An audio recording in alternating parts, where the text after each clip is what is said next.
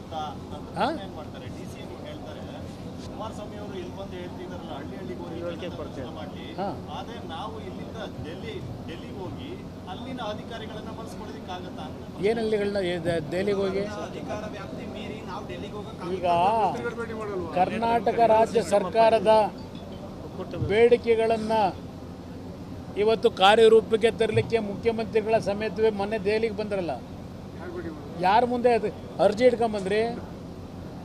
ಯಾರ ಮುಂದೆ ಅರ್ಜಿ ಇಟ್ಕೊಂಬಂದ್ರಿ? ಮುಖ್ಯಮಂತ್ರಿ ಉಪಮುಖ್ಯಮಂತ್ರಿ ದೆಹಲಿನಲ್ಲಿ ಏನು ಅರ್ಜಿ ಇಟ್ಕೊಂಬಂದ್ರಿ ನಮ್ಮ ಹತ್ರ? ಇದು ಫೆಡರಲ್ ಸಿಸ್ಟಮ್ಮು. ಇದರಲ್ಲಿ ಕೇಂದ್ರ ಸರ್ಕಾರ ರಾಜ್ಯ ಸರ್ಕಾರದ ಪ್ರಶ್ನೆ ಅಲ್ಲ, ನಮ್ಮ ಜವಾಬ್ದಾರಿಗಳಿದೆ.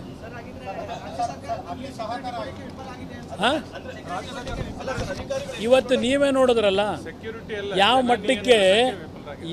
ಮಟ್ಟಕ್ಕೆ ನಡ್ಕೊಂಡಿದ್ದಾರೆ. ಪಾಪ ನಾನು ಅಧಿಕಾರಿಗಳು ದೂರಲ್ಲ, ಯಾಕಂದ್ರೆ ಅಲ್ಲಿನ ಡೈರೆಕ್ಷನ್ ಅಲ್ಲ, ರಾತ್ರಿ ಯಾರನ್ನ ಬೇಕಾದ್ರೂ ವರ್ಗಾವಣೆ ಮಾಡ್ತಾರೆ. ಇಲ್ಲಿ ಈ ಸಭೆ ಜಿಲ್ಲಾ ಉಸ್ತುವಾರಿ ಸಚಿವರು ಮಾಡ್ತಾ ಇದ್ದಾರಾ? ಬೆಂಗಳೂರು ಗ್ರಾಮಾಂತರ ಜಿಲ್ಲೆದು ಯಾರು ಸಭೆನ ನಾಯಕತ್ವ ವಹಿಸ್ಕೊಂಡಿದ್ದಾರೆ? ಲೋಕಸಭಾ ಸದಸ್ಯರು. ಇವ್ರಿಗೆ ಯಾರು ಪವರ್ ಕೊಟ್ಟಿದ್ದಾರೋ? ಇವ್ರಿಗೆ ಯಾರು ಪವರ್ ಕೊಟ್ಟಿದ್ದಾರೆ? ಇಲ್ಲಿ ಸಚಿವರು ಅಲ್ಲ ಅವರು.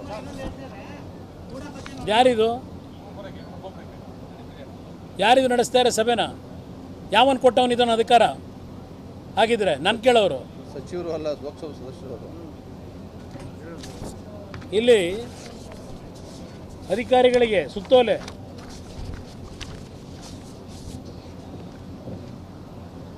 ಅಧಿಕಾರಿಗಳಿಗೆ ಒಬ್ಬ ಲೋಕಸಭಾ ಸದಸ್ಯನ ಜೊತೆ ಬರಬೇಕು ಅಂತ ಹೇಳಿ ಇಲ್ಲಿವರೆಗೆ ನೋಡಿ, ನಾನು ಪ್ರೋಟೋಕಾಲ್ ಮೇಲೆ ರಾಜಕಾರಣ ಮಾಡ್ತಾ ಇಲ್ಲ. ಇವತ್ತು ನಾನು ಪ್ರತಿ ಜಿಲ್ಲೆಗೆ ಬಂದಾಗ ನಿಮ್ಮ ಪ್ರೋಟೋಕಾಲ್ ಯಾವ ರೀತಿ ನಡ್ಕೊಂಡಿದ್ದೀರಿ ಗೊತ್ತಿದೆ ನನಗೆ, ಯಾವ ರೀತಿ ನಡೆಸ್ಕೊಂಡಿದ್ದೀರಿ ನನ್ನ ಅಂತೇಳಿ. ನನಗೆ ಪ್ರೋಟೋಕಾಲ್ ಅವಶ್ಯಕತೆ ಇಲ್ಲ. ನನ್ನ ಜನ ಇದ್ದಾರೆ ಪ್ರೋಟೋಕಾಲ್ ಕೊಡೋದಕ್ಕೆ. ನಿಮ್ಮ ರಾಜ್ಯ ಸರ್ಕಾರದ ಪ್ರೋಟೋಕಾಲ್ ನಂಬಿ ನಾನು ರಾಜಕೀಯ ಮಾಡ್ತಾ ಇಲ್ಲ. ನಾನು ಇದನ್ನು ಭಾಳ ಸ್ಪಷ್ಟವಾಗಿ ಹೇಳ್ತೇನೆ, ಅದರಲ್ಲಿ ಸಂಶಯವೇ ಇಲ್ಲ.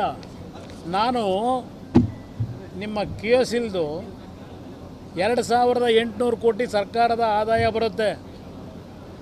ಇದೇ ಸರ್ಕಾರ ಹಿಂದೆ ಅರಣ್ಯ ಇಲಾಖೆಯ ಗಣಿ ಪ್ರದೇಶದ ಒಂದು ಚಟುವಟಿಕೆಗೆ ಅದನ್ನು ಉತ್ಪಾದನೆ ಮಾಡಲಿಕ್ಕೆ ಆದೇಶ ಕೊಟ್ಟವರು ಇದೇ ಮುಖ್ಯಮಂತ್ರಿಗಳು.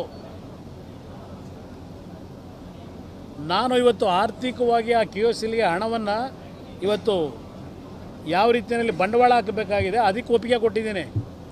ರಾಜ್ಯ ಸರ್ಕಾರಕ್ಕೆ 2800 ಕೋಟಿ ತೆರಿಗೆ ಆದಾಯ ಬರುತ್ತೆ ಇವರಿಗೆ. ಇದು ನಾನು ಮಾಡಿರೋ ಕಾರ್ಯಕ್ರಮ ರಾಜ್ಯಕ್ಕೆ ಸರ್ಕಾರಕ್ಕೆ. ನೀವೇನು ಮಾಡಲಿಕ್ಕೆ ಹೊರಟ್ರಿ? ಆ ಕಾರ್ಯಕ್ರಮ ನಿಲ್ಲಿಸ್ತೀನಿ ಅಂತ ಹೊರಟ್ರಿ. ಇವತ್ತು HMT ಏನು ಮಾಡಿದ್ದೀರಿ? HMT ಅಲ್ಲಿರ್ತಕ್ಕಂಥ ಭೂಮಿ ಯಾರ್ಯಾರು ಹೊಡೆದಿದ್ದೀರಿ ತನಿಖೆ ಮಾಡ್ತೀರಾ? ಏನೇನಾಗಿದೆ? HMT 1974 ಆ ಸಂಸ್ಥೆ ಪ್ರಾರಂಭ ಆದಾಗ 8,000 ಜನ ಉದ್ಯೋಗ ಮಾಡ್ತಾಯಿದ್ರು. HMTನಲ್ಲಿ 8,000 ಜನ ಕುಟುಂಬಗಳು ಬದುಕ್ತಾಯಿತ್ತು. ಅಲ್ಲಿ 280 ಕೋಟಿ ಆದಾಯ 75, 77, 78ರಲ್ಲಿ 350 ಜನ ಯಾವೊಂದು ಹೊಸ ಒಂದು ಪ್ರೈವೇಟ್ ಕಂಪನಿ ಬಂತು, ಅಲ್ಲಿ ಕೆಲಸ ಮಾಡ್ತಂಥ ಇಂಜಿನಿಯರ್ಗಳು ಅಲ್ಲಿಗೆ ಹೋದ್ರೆಲ್ಲ ಮುಗೀತು ಆ ಕಾರ್ಖಾನೆ. ಇವತ್ತಿನವ್ರಿಗೆ ಯಾರಾದರೂ ಚಿಂತೆ ಮಾಡಿದ್ದೀರಾ? 6 ರಾಜ್ಯಗಳಲ್ಲಿ ಇವತ್ತು HMTಯ ಬ್ರ್ಯಾಂಚ್ಗಳಿದ್ದಾವೆ. ಪ್ರತಿಯೊಂದು ಬ್ರ್ಯಾಂಚ್ಗಳಿಗೆ ಭೇಟಿ ಕೊಡ್ತಾ ಇದ್ದೇನೆ, ಯಾವ ರೀತಿ ಅದಕ್ಕೆ ಜೀವ ತುಂಬಬೇಕು ಅಂತೇಳಿ. ಸುಮ್ಮನೆ ಕಡುಬು ಕಡಲಿಕ್ಕೆ ಕೂತಿಲ್ಲ ನಾನು ಇಲ್ಲಿ. ಸರ್ಕಾರಕ್ಕೆ ಏನಾದರೂ ಈ ರಾಜ್ಯದ ಅಭಿವೃದ್ಧಿ ಅನ್ನೋದು ಬೇಕಿದ್ರೆ ಸದ್ಬಳಕೆ ಮಾಡ್ಕೊಳ್ಳಿ. ಬರೀ ಇಲ್ಲಿ ದಿನ ಜಾಗಟೆ ಹೊಡ್ಕೊಂಡು ಹೋದ್ರಲ್ಲ, ಕೇಂದ್ರ ಸರ್ಕಾರದಿಂದ ನಮಗೆ ಅನ್ಯಾಯ ಏನು ಅನ್ಯಾಯ ಮಾಡಿದ್ದಾರೆ? ನಿಮ್ಮ ಕರ್ತವ್ಯ ಮಾಡೋದ್ರಲ್ಲಿ ನೀವು ತಪ್ಪು ಮಾಡ್ಕೊಂಡಿದ್ದೀರಿ. ಪ್ರತಿಯೊಂದಕ್ಕೂ ಕೇಂದ್ರ ಸರ್ಕಾರ ಅನ್ಯಾಯ ಅಂತ ಹೇಳ್ತೀರಿ. ಚನ್ನಪಟ್ಟಣ ಬೈ ಎಲೆಕ್ಷನ್ ಸರ್ ಗಮನದಲ್ಲಿ ಇಟ್ಕೊಂಡು ತಮ್ಮ ಜನತಾ ದರ್ಶನಕ್ಕೆ ಈ ರೀತಿ ಬ್ರೇಕ್ ಹಾಕೋ ಕೆಲಸ ಆಗ್ತಿದೆಯಾ ಸರ್? ಇದೆಲ್ಲ ಏನಾಗಲ್ಲ. ಬನ್ನಿ, ಈಗ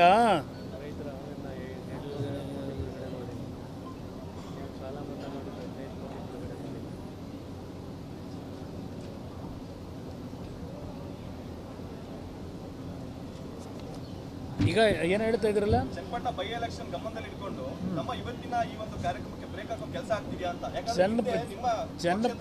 ಚನ್ನಪಟ್ಟಣ ಬೈ ಎಲೆಕ್ಷನ್ಗೂ ಮಂಡ್ಯದಲ್ಲಿ ನಾನಿವತ್ತು ಜನತಾ ದರ್ಶನ ಮಾಡ್ತಾ ಇರೋದಕ್ಕೂ ಸಂಬಂಧ ಇಲ್ಲ.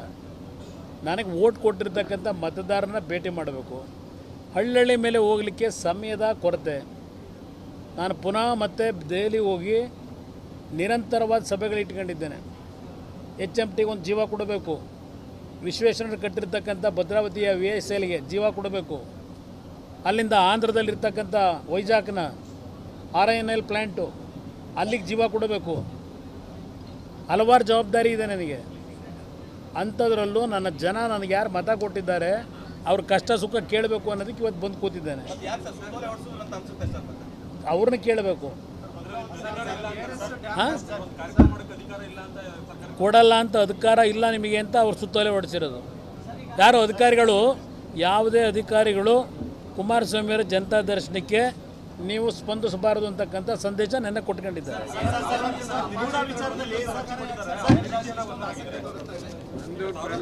ಸರ್ಕಾರಕ್ಕೆ ಏನಾದರೂ ಜವಾಬ್ದಾರಿ ಇದ್ದರೆ ಏನೋ ನಾಳೆ ಅದಂತೂ ನೀರಾವರಿ ಸಲಹಾ ಸಮಿತಿ ಸಭೆ ಅಂತಲ್ಲ, ನಾಳೆ ಬೆಂಗಳೂರಲ್ಲಿ ಕರ್ಕೊಂಡವ್ರಂತೆ.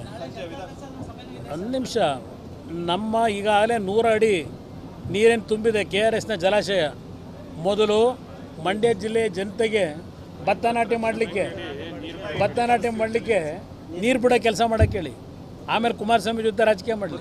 ಈಗಾಗಲೇ ನಾನು ಪತ್ರನೂ ಬರೆದಿದ್ದೀನಿ, ಮೊದಲು ನೀರು ಬಿಡೋ ಕೆಲಸ ಮಾಡಿ ಅಂತೇಳಿ. ಸರ್, ಮೂಡ ವಿಚಾರವಾಗಿ ಬೆಳಗ್ಗೆ CM ವಿರುದ್ಧವಾಗಿ ಪಿತೂರಿ ನಡೀತಾ ಇದೆ ಅಂತ ಹೇಳಿದ್ರಿ. ಇದಕ್ಕೆ DK ಶಿವಕುಮಾರ್ ಹೇಳ್ತಾರೆ ಕುಮಾರಸ್ವಾಮಿ ಒಬ್ಬ ಹುಚ್ಚ, ಅವರಿಗೆ ಟ್ರೀಟ್ಮೆಂಟ್ ಕೊಡಿಸ್ಬೇಕು ಅಂತ ಹೇಳ್ತಾರೆ. ಈಗ ಚನ್ನಪಟ್ಟಣದಲ್ಲಿ ಹೋಗಿ ಯಾರ್ಯಾರು ಏನೇನು ಆಗೈತೆ ಅಂತ ಅಲ್ಲಿ ತೋರಿಸ್ತಾವ್ರೆ. ಚನ್ನಪಟ್ಟಣದಲ್ಲಿ ದಿನ 6 ದಿವಸ ಹೋದರಲ್ಲ, ಹುಚ್ಚರು ಯಾರು ಅನ್ನೋದನ್ನ ಅವರಲ್ಲಿ ಪ್ರದರ್ಶನ ಮಾಡ್ಕೊತಾವ್ರೆ. ಮೊದಲು ಸರಿಪಡಿಸ್ಕೊಳ್ಳೋದು ಅವ್ರಿಗೆ ಸೇರಿರೋದು. ನಾನು ಜವಾಬ್ದಾರಿಯುತವಾದಂಥ ಜನಪ್ರತಿನಿಧಿಯಾಗಿ ಏನು ಕೆಲಸ ಮಾಡ್ತಾ ಇದ್ದೇನೆ. ಇವತ್ತು ಮೈಸೂರಿನ ಮೂಡ ಯಾವುದೋ ಕೆಲವು TVಗಳಲ್ಲಿ ಬರ್ತಾ ಇದೆಯಲ್ಲ, ಈಗ 5,000 ಕೋಟಿ ಹಗರಣಗಳೀಗ ಅದೇ ಇದೇನೋ ಮೂಡೋದು 50-50 ಬರ್ತಾ ಇದೆಯಲ್ಲ. ಯಾರು ಅದನ್ನು ಹೊರಡಿಸ್ತಾ ಇರೋದು? ಈಗ ಯಾರು ಅದಕ್ಕೆ ಮೂಲ ಪುರುಷರು? ನನಗೇನು ಗೊತ್ತಿಲ್ವ ರಾಜಕಾರಣ? ಆಗ ಒಂದು ಸ್ವಲ್ಪ ದಿವಸ ಒಂದು ಬಂತು ದೇವೇಗೌಡರು ಕುಟುಂಬದ ಮೇಲೆ ಯಾರ್ಯಾರಿಗೆ ಎಷ್ಟೆಷ್ಟು ದುಡ್ಡು ಕೊಟ್ಟು ಅದನ್ನು ಪ್ರಚಾರ ದೇವೇಗೌಡರು ಕುಟುಂಬ ಮುಗಿಸೋಕೆ ಹೊರಟ್ರಿಗೆ ಗೊತ್ತಿಲ್ವ ನನಗೆ? ಇವತ್ತು ಯಾಕಿದು ಬಂತು, ಈಗ ಮುಗೀತು. ಬೇರೆ ಇನ್ಯಾರ್ದು 2-3 ವಿಷಯ ಮುಗೀತು. ಈಗ ಇದು ತಗೊಂಡಿದೆಯಲ್ಲ ಮುಖ್ಯಮಂತ್ರಿಗಳ ಮೇಲೆ ನಾನು ಮಾಡಿರೋದು. ಈಗ ಮುಖ್ಯಮಂತ್ರಿ ಮೇಲೆ ಪ್ರಾರಂಭ ಆಗಿದೆಯಲ್ಲ 50-50. ನಾನು ತಂದಿರೋದು ಇದನ್ನು, ಈ ಹುಚ್ಚರೇ ತಂದಿರೋದು. ಆ ಮುಖ್ಯಮಂತ್ರಿಯ ಚೇರು ಹುಚ್ಚಿಡಿದಿರೋದು ಅವರಿಗೆ, ನನಗಲ್ಲ.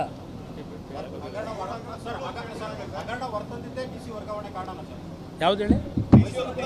ಈಗ ಈ ಸರ್ಕಾರದಲ್ಲಿ ಯಾವ್ಯಾವ DCಗಳನ್ನು ವರ್ಗಾವಣೆ ಮಾಡಿದ್ದಾರೆ, ಯಾವ್ಯಾವ ಪೊಲೀಸ್ ಏರಿಯಾ ಅಧಿಕಾರಿಗಳನ್ನು ವರ್ಗಾವಣೆ ಮಾಡಿದ್ದಾರೆ, ಅವರು ಯಾವ ವರ್ಗಕ್ಕೆ ಸೇರಿರ್ತಕ್ಕಂಥವರು, ಅದೆಲ್ಲವನ್ನು ಉಪಮುಖ್ಯಮಂತ್ರಿಗಳು ಸ್ವಲ್ಪ ಹುಚ್ಚಿನಿಂದ ಹೊರಗೆ ಬಂದು ಏನೋ ಅವ್ರು ಪೇಪರ್ ಪೆನ್ನು ಕೇಳಿದ್ರಲ್ಲ ರಕ್ಷಣೆ ಕೊಡೋಕ್ಕೆ,